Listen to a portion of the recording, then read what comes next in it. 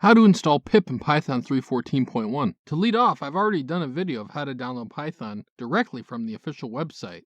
I'll link said video down below. If you download a certain version of Python directly from the website, you should already have pip installed.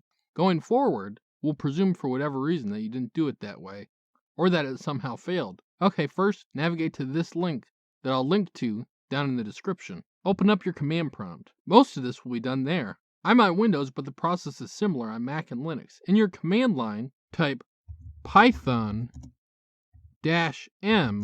pip install upgrade pip. If that still didn't work, there's one more thing we can try.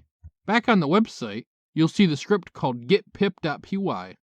Right-click on it and choose Save Link As. Then, just save. Now, go back to your command line and navigate to the Downloads directory. In that directory, simply type out python getpip.py. Then hit enter.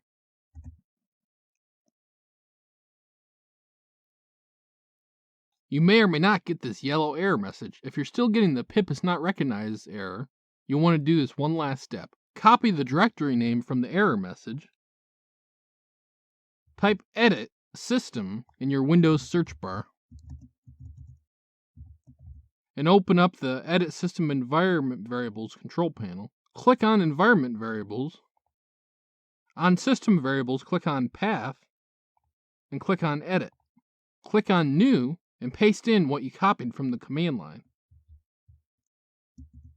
Then hit OK 3 times. Close and reopen your command prompt, and now you should be able to use pip. If it's still not working, then I've run out of things to recommend. This has been Jakubication. Like and subscribe to learn more.